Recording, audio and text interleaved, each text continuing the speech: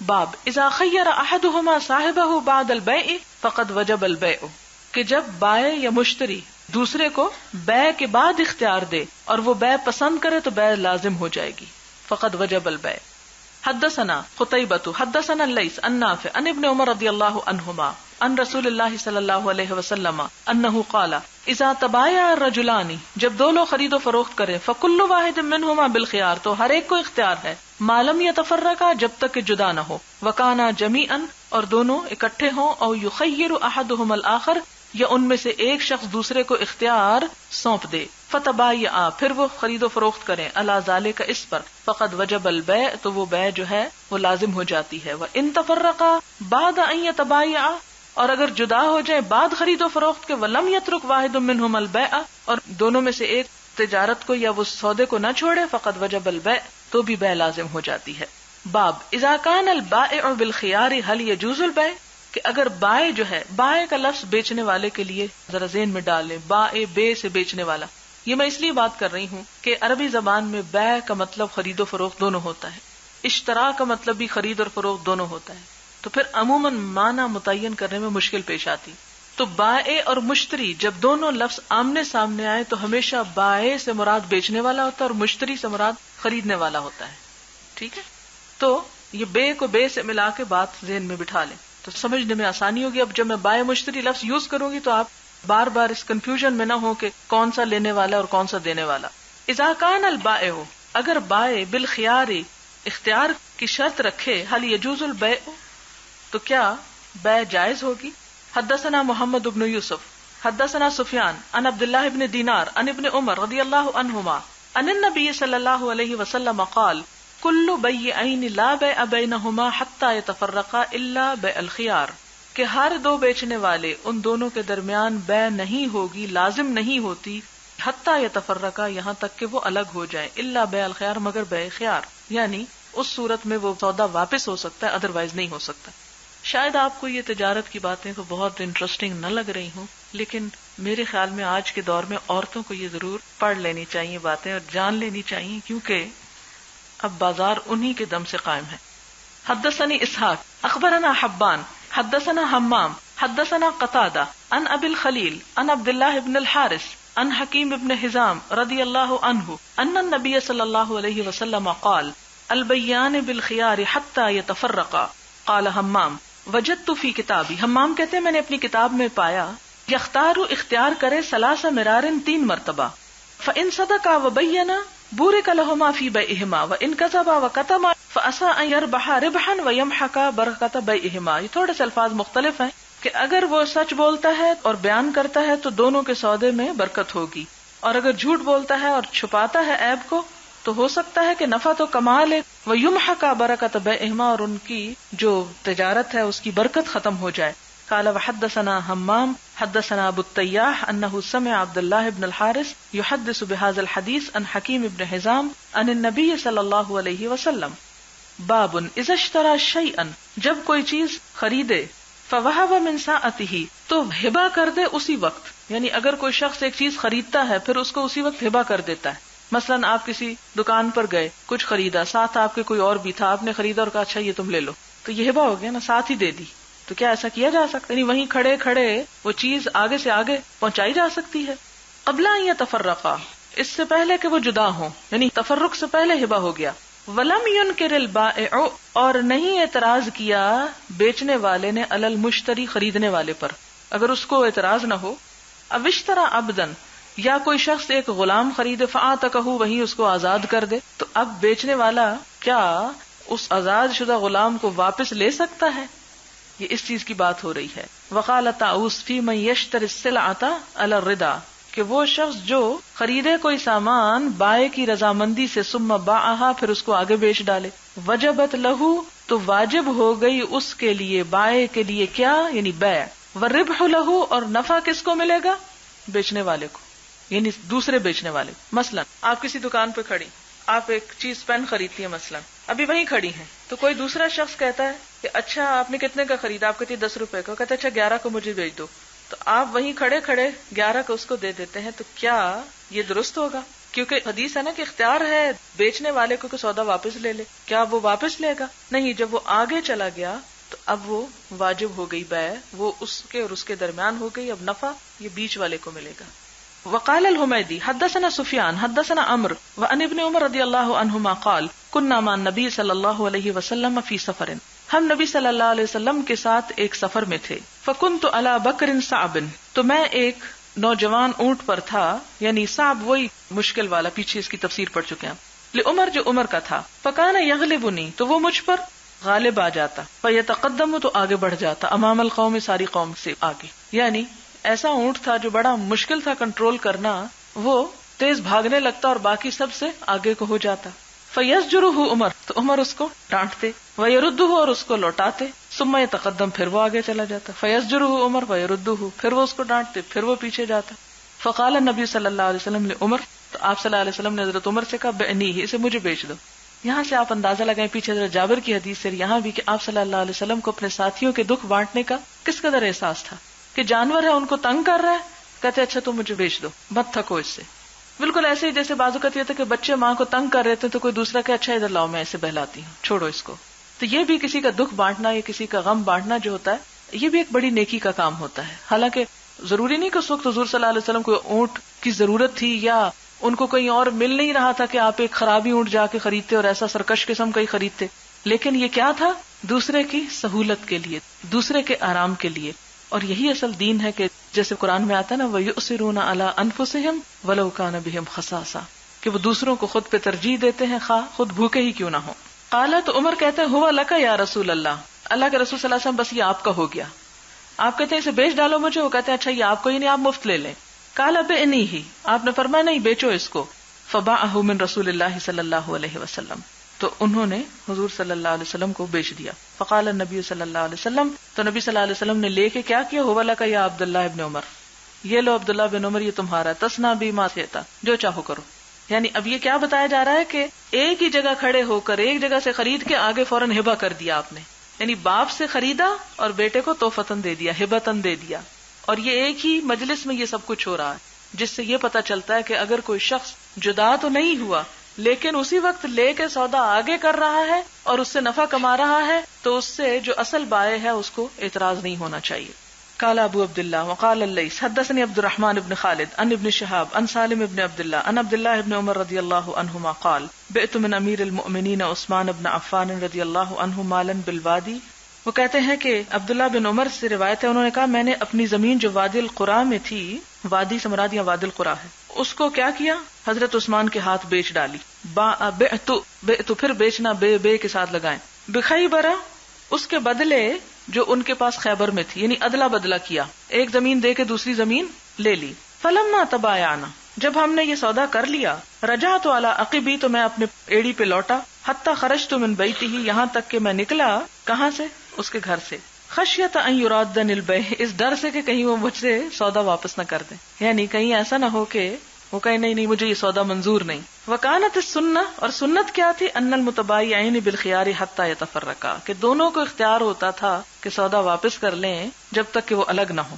قال عبداللہ فلما وجب بیعی، جب میری بیع واجب ہو گئی، یعنی سودا پکا ہو گیا الگ ہونے سے، وبیعہ، اور اس کی بیع، رأیت انی قد غبنتہ، تو مجھے خیال آیا کہ میں نے ان کو کیا کیا ہے؟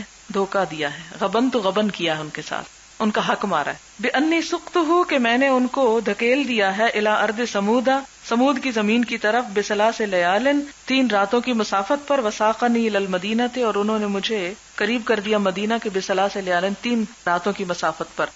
یعنی پھر مجھے خیال آیا کہ میں نے یہ کیا کیا، ان کے ساتھ کہیں دھوکہ تو نہیں کیا کہ ان کو اتنی دور زمین دی اور اس کے بدلے خود قریب کی زمین لے لی. لیکن سودا تھا جو ہو گیا سو ہو گیا. اس سے کیا پتہ چلتا ہے کہ اپنے ارادے اور نیت سے جدا ہونا جو ہے وہ درست ہے. لیکن دھوکہ اس لیے نہیں اس کو کہا جائے گا، وہ تو ان کا اپنا ایک احساس تھا تقویٰ کی بنا پر. اس لیے کہ اگر کوئی شخص کسی جبر کے بغیر اپنی رضامندی سے کوئی سودا کر لیتا ہے تو کر لے، ہو سکتا ہے کہ ان کو دور کی زمین میں کوئی فائدہ ہو. بعض اوقات یہ ہوتا ہے کہ کچھ لوگ شہر کے اندر رہنا پسند کرتے ہیں، کچھ شہر کے باہر جا کے رہنا پسند کرتے ہیں. تو ایک شخص جس کو شہر کے اندر رہنا پسند ہے، اگر اس کو وہ جگہ مل گئی اور دوسرا جو باہر پسند کر رہا ہے اس کو وہ مل گئی، تو ہو سکتا ہے کہ ہر شخص اپنی جگہ یہ سوچے کہ میری پسند تو وہ ہے، کہیں ایسا تو نہیں کہ میں نے دوسرے کو کوئی دھوکہ دیا ہے یا اس کو نقصان پہنچایا ہے. تو نہیں، اگر رضامندی سے ہوا ہو کسی جبر کے بغیر تو ٹھیک ہے. اس سے ایک اور اندازہ لگائیں کہ بہرحال وہ انسان تھے، اور انسانوں والے جو جذبات ہوتے ہیں وہ ان کے اندر بھی تھے، اور انسانوں کا جیسے وہ ایک ہوتا نا وَأُحْضِرَتِ الْأَنفُسُ الشُّحَّ، وہ چیز بھی ملتی ہے. باب ما یکرہ من الخداع فی البیع، تجارت میں دھوکہ دینا یہ ناپسندیدہ ہے، کیونکہ اوپر بات ہوئی نا کہ غبنتہ، تو اسی سے پھر اگلا باب دھوکے کے اوپر ہے. حدثنا عبداللہ بن یوسف اخبرنا مالک عن عبداللہ بن دینار عن عبداللہ بن عمر رضی اللہ عنہما ان رجلا ذکر للنبی صلی اللہ علیہ وسلم، ایک شخص نے نبی صلی اللہ علیہ وسلم سے ذکر کیا، انہ یخدع فی البیوع، کہ وہ دھوکہ دیا جاتا ہے تجارت میں، یعنی وہ ٹھگ لیا جاتا ہے، لوگ اس کو چکما دے جاتے ہیں. فقال اذا بایعت فقل لا خلابۃ، آپ نے فرمایا کہ جب تم اب کوئی چیز بیچو تو کہا کرو لا خلابہ، دھوکے کا کوئی کام نہیں، اب دھوکہ نہیں ہوگا، مت دھوکہ دینا، یعنی اسی وقت اس بات کو واضح کر دو، لیکن جب ہو چکے تو پھر اس کے بعد اسے لوٹایا نہیں جا سکتا. کہا جاتا ہے کہ یہ جنگ احد میں شریک ہوئے تھے اور ان کے سر میں زخم آیا تھا، جس کی وجہ سے ان کی عقل میں کچھ فطور آیا تھا، تو لوگ جو ذرا کم عقل لوگ ہوتے ہیں ان سے مفاد حاصل کر جاتے ہیں. باب ما ذکر فی الاسواق، بازاروں کا بیان. وقال عبد الرحمن بن عوف، عبد الرحمن بن عوف کہتے ہیں لما قدمنا المدینہ، جب ہم مدینہ آئے، قلت تو میں نے کہا هل من سوق فیہ تجارت، یہاں کوئی بازار ہے جہاں تجارت ہوتی ہو؟ فقال سوق قینقاع، تو کہا کہ سوق قینقاع یعنی یہودیوں کا بازار ہے. وقال عبد الرحمن دلونی علی السوق، تو حضرت عبد الرحمن بن عوف نے کیا کہا؟ مجھے بازار کا رستہ بتاؤ. وقال عمر الہان الصفق بالاسواق، حضرت عمر کہتے ہیں کہ مجھے غافل کیے رکھا بازاروں میں خرید و فروخت نے. صفق کہتے ہیں خرید و فروخت. یہ پیچھے حدیثیں گزر چکی ہیں جن کا صرف ایک حصہ یاد دہانی کو یہاں لایا جا رہا ہے.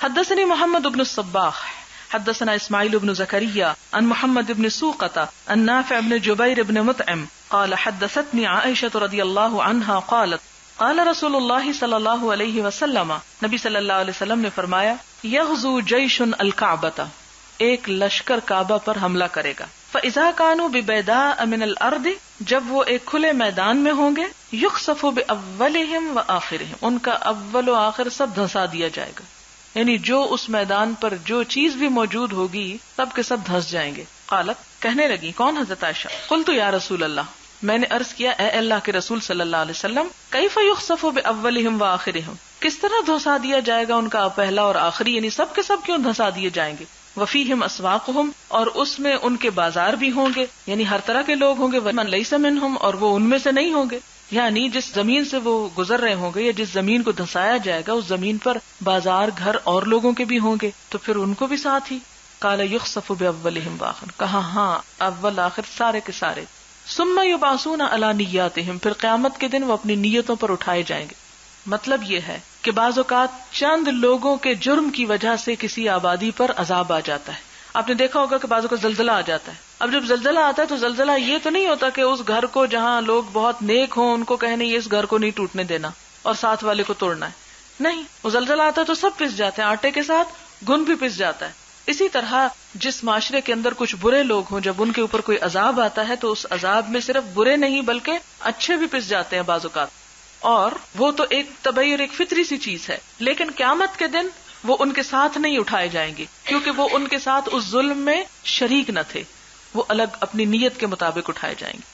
حدثنا قتيبة حدثنا جرير عن الأعمش عن أبي صالح عن أبي هريرة رضي الله عنه قال قال رسول الله صلى الله عليه وسلم صلاة أحدكم في جماعة تزيد على صلاته في سوقه وبيته 27 درجة، کہ تم میں سے کسی شخص کی جماعت میں نماز جو ہے وہ بازار کی نماز کے مقابلے میں 25 گنا زیادہ ہے. وذلك بأنه، یہ اس وجہ سے کہ اذا توضأ، جب وہ وضو کرتا، فأحسن الوضوء، اچھی طرح وضو کرتا ہے، ثم اتى المسجد، پھر مسجد کو جاتا ہے، لا يريد الا الصلاة، نماز کے علاوہ کچھ اور نہیں ارادہ رکھتا، لا ينهضه الا الصلاة، نہیں اٹھاتی اس کو مگر نماز، لم يخطو خطوة الا رفع بها درجة، نہیں اٹھاتا کوئی قدم مگر اس کے ساتھ اس کا درجہ بلند کیا جاتا ہے، او حطت عنہ بها خطیئة، یا اس کی خطا مٹا دی جاتی ہے، والملائکۃ تصلی علی احدکم، اور فرشتے تم میں سے ایک پر دعائیں کرتے ہیں، مادام فی مصلاہ، جب تک وہ اپنے نماز کی جگہ پر ہوتا ہے، الذی یصلی فیہ، جس میں وہ نماز پڑھتا ہے، اللہم صلی علیہ اللہم ارحمہ، یعنی فرشتے نمازی پر دعائیں کرتے ہیں، کیا اللہ اس پہ رحمت کر، اللہ اس کے اوپر اپنی مہربانی فرما. ما لم یحدث فیہ جب تک کہ وہ وضو نہیں توڑتا، ما لم یؤذ فیہ جب تک کہ وہ کسی کو اذیت نہیں دیتا، یعنی مسلمانوں کو یا فرشتوں کو. وقال احدکم فی صلاۃ ما کانت الصلاۃ تحبسہ، اور فرمایا کہ تم میں سے ایک شخص نماز ہی کی حالت میں ہوتا ہے جب تک کہ نماز کے لیے وہ انتظار کر رہا ہوتا ہے، رکا رہتا ہے. اس سے کیا پتہ چلتا ہے؟ اس سے پتہ یہ چلتا ہے کہ بازار میں جانا درست ہے، اور بازار میں اگر کبھی نماز پڑھنے کا وقت آ جائے تو نماز پڑھی جا سکتی ہے، لیکن یہ یاد رہے کہ بازار کی نماز کے مقابلے میں مسجد کی نماز جو ہے وہ 25 گنا زیادہ اجر و ثواب کا باعث ہے، کیونکہ وہ ایک بھرپور تیاری کے ساتھ ادا کی جاتی ہے. جبکہ بازار کی نماز آپ نے دیکھا ہوگا کہ پھر وہ صرف فرض ہی ادا کرنے والی بات ہوتی ہے، اس میں باقی چیزیں نہیں ہوتی. اور پھر بھی ویسے بھی ہے کہ جس شغل میں انسان مشغول ہو اس کے پاس ہی نماز پڑھا تو سارا دھیان لین دین لوگوں کے آنے جانے میں لگا ہو سکتا ہے. حدثنا آدم بن ابی ایاس حدثنا شعبۃ عن حمید الطویل عن انس بن مالک رضی اللہ عنہ قال کان النبی صلی اللہ علیہ وسلم فی السوق، کہ نبی صلی اللہ علیہ وسلم بازار میں تھے. فقال رجل یا ابا القاسم، تو ایک شخص بولا اے ابو القاسم. فالتفت الیہ نبی صلی اللہ علیہ وسلم، نبی صلی اللہ علیہ وسلم نے اس کی طرف منہ موڑا. فقال انما دعوت هذا، تو کہنے لگا نہیں میں نے آپ کو نہیں بلایا، اس کو بلایا. فقال النبی صلی اللہ علیہ وسلم، تو آپ نے فرمایا سمو باسمی، میرے نام پہ نام رکھو، ولا تکنو بکنیتی، لیکن میری کنیت پہ کنیت نہ رکھو. امام مالک کہتے ہیں کہ یہ صرف آپ کی زندگی کی حد تک تھا، اب ابو القاسم کنیت رکھی جا سکتی، یا یہ کہ دونوں کو ملا کے نہیں رکھنا چاہیے کہ جس کا نام محمد ہو اس کی کنیت ابو القاسم. اور یہاں حدیث کس لیے آئی ہے کہ نبی صلی اللہ علیہ وسلم بازار میں تھے، یعنی بازار میں جانا اگرچہ کوئی بہت پسندیدہ کام نہیں، لیکن کوئی حرام بھی نہیں، گناہ بھی نہیں، ناجائز بھی نہیں. حدثنا مالک بن اسماعیل حدثنا زہیر عن حمید عن انس رضی اللہ عنہ دعا رجل بالبقیع یا ابو القاسم، بقیع کے جگہ پر ایک شخص نے کہا اے ابو القاسم. فالتفت الیہ النبی صلی اللہ علیہ وسلم، تو آپ صلی اللہ علیہ وسلم اس کی طرف متوجہ ہوئے. فقال لم اعنک، کہا میں نے تمہارا ارادہ نہیں کیا تھا، آپ کو نہیں بلا رہا تھا. قال سموا باسمی ولا تکتنوا بکنیتی، فرمایا میرے نام پہ نام رکھو لیکن کنیت پہ کنیت مت رکھو. حدثنا علی بن عبد اللہ حدثنا سفیان عن عبید اللہ بن ابی یزید عن نافع بن جبیر بن مطعم عن ابی ہریرہ الدوسی رضی اللہ عنہ قال خرج النبی صلی اللہ علیہ وسلم فی طائفۃ النہار، نبی صلی اللہ علیہ وسلم دن کے ایک حصے میں نکلے. لا یکلمنی، آپ نے مجھ سے بات نہ کی، یعنی نکلے اور چلے گئے، مجھ سے کوئی بات نہ ہوئی آپ کی. ولا اکلمہ، اور نہ میں نے آپ سے بات کی. حتی اتی سوق بنی قینقاع، یہاں تک کہ آپ بنو قینقاع کے بازار میں آئے. فجلس بفناء بیت فاطمہ، تو آپ حضرت فاطمہ کے گھر کے صحن میں بیٹھے. فقالا، تو کہا اسما لکا، کیا بچہ ہے، یعنی حضرت حسن کے بارے میں پوچھ رہے تھے کہ بچہ کہاں ہے.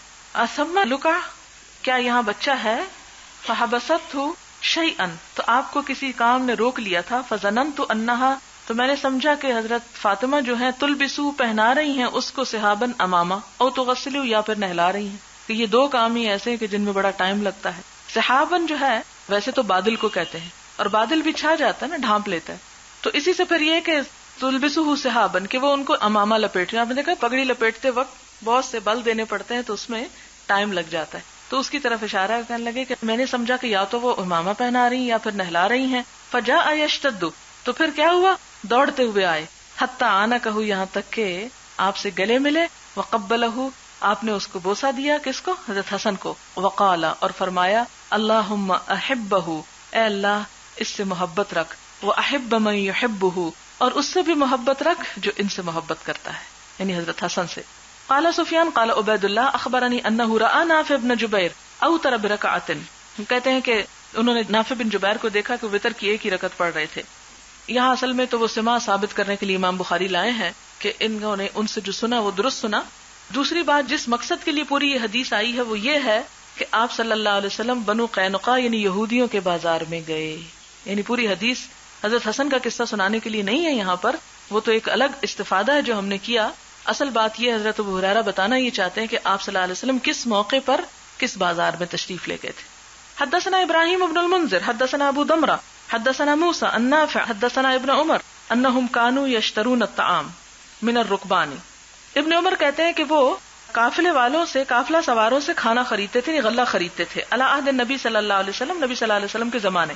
فیبعث علیہم من یمنعہم، تو بھیج دیتے تھے ان میں سے کسی ایک کو کہ وہ جو ان کو روک رکھے. ان یبیعوہ، کہ وہ اسے بیچ نہ ڈالے. حیث اشتروہ حتی ینقلوہ حیث یباع الطعام. تو ہوتا کیا کہ آپ صلی اللہ علیہ وسلم ایک شخص کو ان کے پاس بھیجتے جو ان کو اسی جگہ وہ غلہ بیچنے سے منع کرتا. جب تک کہ اس اناج کو جہاں اناج بکتا ہے وہاں تک نہ لے، منڈی تک نہ لے آئے، راستے میں بیچنے سے منع کیا۔ اس کی کیا حکمت تھی کہ مثلاً ایک شخص جو باہر سے غلہ لے کے آ رہا ہے قافلے پہ، تو اس کو تو نہیں پتا کہ بھاؤ کیا ہے، تو کچھ ہوشیار لوگ راستے میں جا کے سستے داموں ان سے لینے کی کوشش کرتے تھے۔ تو آپ کیا کرتے؟ منع کرتے کہ یہاں مت خرید و فروخت کرو، جہاں بیچنے کی جگہ وہاں آؤ اور پھر وہاں آ کے دیکھو کہ اس کا ریٹ کیا ہے اور اس کے مطابق خرید و فروخت ہو۔ یعنی یہ دھوکے سے منع کیا گیا نا، اس سے بھی یہی پتہ چلتا ہے۔ قال وحدثنا ابن عمر رضی اللہ عنہما قال نہى النبی صلی اللہ علیہ وسلم ان یباع الطعام اذا اشتراه حتى يستوفيه۔ آپ صلی اللہ علیہ وسلم نے اناج خرید کر اس کے بیچنے سے منع فرمایا جب تک کہ اس پر قبضہ نہ کر لے، یعنی صرف کاغذی کاروائی پر خرید و فروخت نہیں ہونی چاہیے، پوزیشن ضروری ہے، یہ مراد۔ باب کراہیت الصخب فی السوق، بازار میں شور شرابہ ہنگامہ کرنے سے منع کیا گیا، ناپسند کیا گیا ہے۔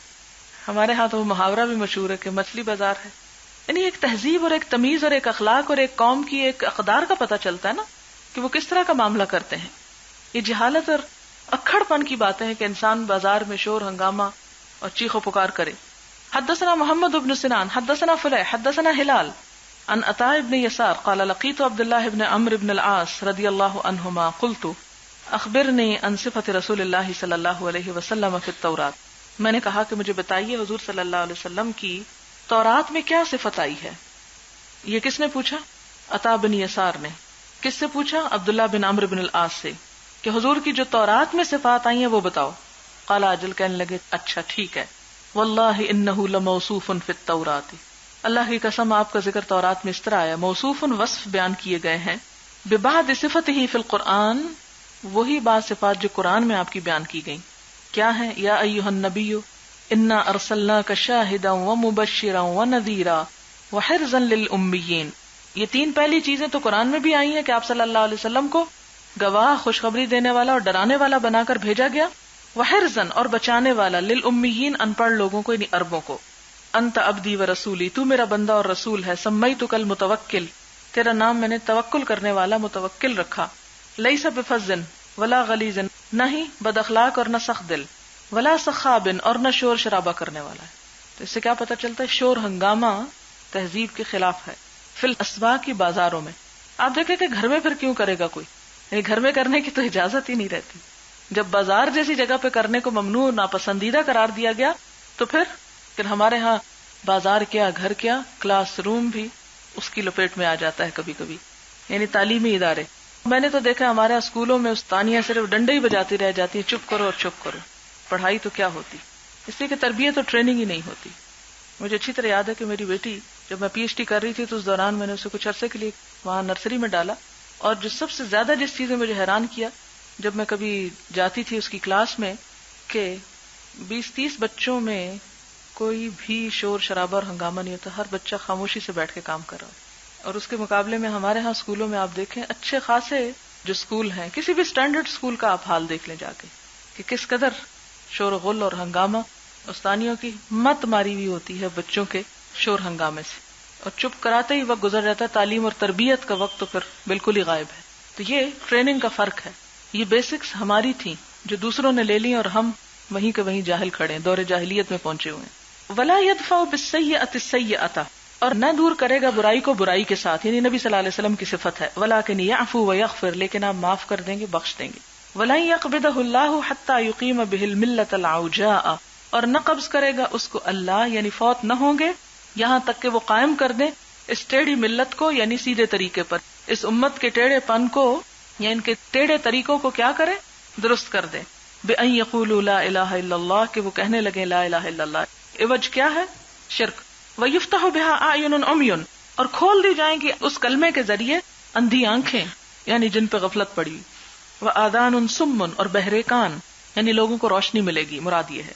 وَقُلُوبٌ غُلْف، اور غلاف دار دل، یعنی جو دل جو ہے غافل ہیں۔ تابعہ عبد العزیز بن ابی سلمہ عن ہلال وقال سعید عن ہلال عن عطاء عن ابن سلام۔ یہ اور روایت سے بھی حدیث آئی ہے، اس میں جو حدیث لانے کا مقصد یہ ہے کہ آپ صلی اللہ علیہ وسلم کی جو شان امتیازی تھی وہ یہ کہ آپ بازاروں میں شور ہنگامہ نہیں کریں گے، تو آپ کی امت کی امتیازی صفت بھی یہی ہونی چاہیے۔ مجھے خود کئی دفعہ اتفاق ہوا، لندن میں انڈر گراؤنڈ ٹرینز چلتی ہیں، تو سب وے میں کئی دفعہ جانے کا اتفاق ہوا، اور مجھے حیرت ہوتی تھی کہ بعض اوقات جو پلیٹ فارم ہوتا تھا فلی پیکڈ ہوتا، اور سوائے وسپر کے کوئی بات نہیں. ٹرین آئی ہے, رکی ہے, دروازے کھلے ہیں, جو اندر جا سکے تھے گئے ہیں, جو نہیں جا سکے صبر سے کھڑے ہیں, اور ٹرین چلی گئی ہے. اور ایسی کی ایسی خاموشی جو ہمارے کسی کلاس روم میں بھی نہ ہو. اور بڑی حیرت ہوتی تھی مجھے کہ کس نے ان کو کیا سنگھا دیا کہ یہ سارے چپ کھڑے ہیں. یہ نہیں کہ بات نہیں کرتے, لیکن اگر بات کرتے بھی ہیں تو اتنی کہ دوسرا شخص سن سکے, یہ نہیں کہ تیسرے کو بھی آوازیں دیے جا رہے ہیں اور شور ہنگامہ کہ کوئی آپ کو دھکا دے رہا ہے, کوئی کونی مار رہا ہے. آپ کھڑے ہیں تو کھڑے رہیں, گرتے ہیں تو گرتے رہیں, دوسرے آپ کو پیچھے چھوڑ کے آگے چلے گئے ہیں. تو یہ کسی بھی قوم کا جو اخلاق اور کردار ہے وہ گھر سے باہر نظر آتا ہے. کہاں کھڑے ہیں ہم؟ یہ زوال کی علامتوں میں سے ایک علامت ہے کسی قوم کے اندر ڈسپلن اور اس کا نہ ہونا. اچھا جناب, اب آپ کے سوالوں کے جواب. اگر کوئی شخص کاروبار نہ کرتا ہو مگر بعض دفعہ کچھ لوگ کچھ چیز اس سے منگواتے ہیں تو 10-12 روپے وہ زیادہ لے لیتا ہے, کیا مسلمان بھائیوں کے ساتھ اس طرح کرنا جائز ہے؟ ایسا کرنا جائز نہیں ہے. یعنی مثلا کوئی پشاور جا رہا ہے اور آپ اسے کہتے ہیں کہ یہ پیسے لے جاؤ میرے لیے ایک سوٹ لے آنا, اور وہ واپس آ کے اس سوٹ کی قیمت 300 کی بجائے 320 روپے لیتا ہے اور 20 روپے خاموشی سے منافع کما لیتا ہے, تو یہ بات درست نہیں. یا تو آپ تاجر ہوں تو اس کو پتا ہے کہ آپ بزنس کرتے ہیں. بعض عورتیں بزنس کرتی ہیں تو پتا ہے کہ انہوں نے بزنس کرنا ہے, وہ آپ کو اپنے نفع پہ جو کچھ لا کے دیتی ہیں تو ٹھیک ہے. یا پھر اگر وہ مثلاً ٹیکسی لے کے بازار گئی اور واپس آئی ہیں تو وہ جو ٹیکسی کا کرایہ تو وہ آ کے بتائیں کہ جی ہم آپ کے سوٹ لینے کے لیے ٹیکسی پہ گئے تھے اور 50 روپے یا 60 روپے لگے ہیں, تو وہ آپ ہمیں 300 سے اوپر دے دیں, تو پھر آپ وہ لے سکتے ہیں. لیکن اس طرح چپکے سے بیچ میں سے پیسے رکھ جانا یہ ٹھیک نہیں ہے. یہاں ایک بڑا ہی اہم سوال انہوں نے لکھا ہوا ہے اور پڑھ کر میں تو کانپ ہی اٹھی. سوال ہے, ایک مسئلے میں بہت عرصے سے الجھی ہوئی تھی اور جب آپ نے حلال حرام کی بات کی تو موقع میسر ہوا. میرے ایک عزیز رشتہ دار ڈاکٹر ہیں, وہ گورنمنٹ ہسپتالوں کو ایشو کی ہوئی دوائیاں پرائیویٹ کمپنیوں کو بیچ دیتے ہیں. چونکہ وہ گورنمنٹ کی دوائیوں کی چوری کرتے ہیں لہٰذا ان کی کمائی حرام ہوئی. بالکل, اس میں کوئی شک نہیں. اس کاروبار سے انہوں نے اتنا کمایا کہ کروڑ پتی ہو گئے. ان صاحب کی 2 بیٹیاں جن کو جہیز میں انہوں نے کئی گھر اور پلاٹ دیے, دامادوں کو لاکھ روپے سالانہ دیتے ہیں. اب پوچھنا یہ ہے کہ کیا ان کے دامادوں کو یہ پیسہ اور دولت لینا جائز ہے یا نہیں؟ بالکل جائز نہیں, جب صاف پتا ہے کہ یہ سب کچھ وہاں سے آ رہا ہے. اور پھر آپ دیکھیں کہ دوائیاں بیچنا کتنے مریضوں کی جان اور صحت سے کھیلنا ہے. آپ کو پتا ہے کہ لوگ بےچارے وہاں تڑپتے پڑے ہوتے ہیں اور ہسپتال میں دوائی نہیں ہوتی. ان کے لواحقین کو کہتے ہیں کہ جاؤ جہاں سے مرضی لے آؤ. اور میں نے شاید پہلے بھی آپ کو قصہ سنایا تھا کہ ایک بس کو صرف اس لیے لوٹا گیا کہ ایک لڑکے کا باپ جو تھا اسپتال میں پڑا تھا اور ڈاکٹرز کہتے تھے اتنے لاکھ لے آؤ, اتنا لے آؤ, دوائی کے پیسے نہیں تھے, لہٰذا اس نے کہا کہ میں پھر ڈاکے ڈال کے اب پیسے لاتا ہوں. اب آپ خود سوچیں ایک خرابی سے کتنی خرابیوں نے جنم لیا. یعنی آپ خود سوچیں, یوں تصور میں لائیں کہ یہ پیسہ کس چیز کا پیسہ ہے کہ ایک شخص بستر مرگ پہ پڑا ہوا ہے, تڑپ رہا ہے, کرا رہا ہے. ذرا اپنے درد کو سوچیں کہ پیٹ میں درد ہو یا سر میں درد ہو یا دانت میں درد ہو اور آپ تڑپ رہے ہو کہ کوئی دوا ملے اور آپ کے حصے کی دوا کوئی بیچ کے اپنے گھر میں عیش و عشرت کر رہا ہو. اس سے بڑھ کر حرام کیا ہوگا اور اس سے بڑھ کر برائی کیا ہوگی. لہٰذا ایسے لوگوں کے ساتھ تو ٹھیک ٹھاک بائیکاٹ کرنا چاہیے اور ان کو بتانا چاہیے اور جھنجھوڑنا چاہیے ان کے ضمیر کو. وہاں تو کوئی بھی گنجائش نہیں نکلتی کہ انسان صرف نظر کر کے اور آنکھ بند کر کے ان کو چھوڑ دے ایسے خونخوار کام کرنے کے لیے. اور اگر ان کو نہ سمجھایا جا سکے تو ان کی بیٹیوں اور دامادوں کو سمجھانا چاہیے کہ وہ ایسا پیسہ مت لیں اور تعاون نہ کریں بلکہ اس کے کفارے کے لیے کچھ کریں. محتسب اعلیٰ کو شکایت کر دیں لیکن وہ پھر رشتہ دار کریں گے تو بہت مشکل ہو جائے گی. ایک اور بات یہ بھی یاد رکھیں, محتسب کے پاس جانے سے پہلے آپ خود بات کر لیں, یعنی خود آپ گھر میں بات کریں. آپ ان کو لکھ کر بات کر سکتے ہیں, آپ ان کو سامنے بیٹھ کے جو بھی آپ کے لیے مناسب طریقہ ہو اس میں کر لینی چاہیے. سوال ہے, میری امی نے کسی کو بزنس کے لیے پیسے دیے, میں نے ان کو بار بار کہا کہ نفع نقصان کی بنیاد پر, لیکن وہ شخص ایک مخصوص رقم دیتا ہے. کبھی کبھی اس مخصوص رقم سے کچھ اوپر یا کچھ کم ہوتا ہے, کیا یہ سود میں آئے گا؟ نہیں, اگر اوپر کم ہو جاتا ہے تو اس سے سود نہیں بنتا. اگر آپ نے پہلے ہی فکس کر لیا کہ جی 1000 تو لازمی دینا ہوگا چاہے نقصان ہو تمہیں یا فائدہ, تو وہ سود ہو جائے گا. لیکن اگر فکس نہیں ہے, کبھی 1100 ہے, کبھی 900 ہے, کبھی 1200 ہے, تو وہ سود میں نہیں آئے. وآخر دعوانا ان الحمدللہ رب العالمین. سبحانک اللہم وبحمدک نشہد ان لا الہ الا انت نستغفرک ونتوب الیک. والسلام علیکم ورحمۃ اللہ وبرکاتہ.